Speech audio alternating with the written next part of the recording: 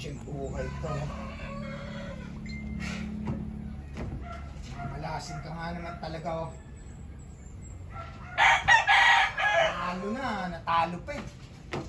Hoy, ikaw ha? Kung hindi ka makakapagdala ng pera dito sa bahay, iluluto na lang kita. Nga!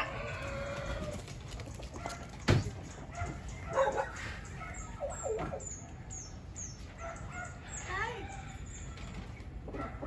Tay, eto po. May dala po akong pera, Tay. Naparami po kanina yung ganda ko sa Sampaguita, kaya may pang-ulang na po tayo.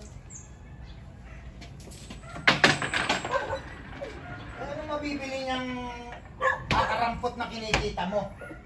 Ha? Eh hindi na makakasya yung pantaya sa sabong ko eh.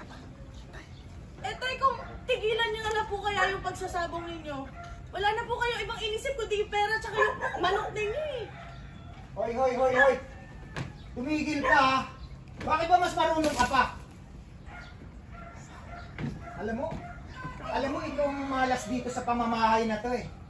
Kung hindi ka nagkasakit noon, eh di sana hindi naubos yung pera namin ng nanay mo. Sana mayaman na kami ngayon.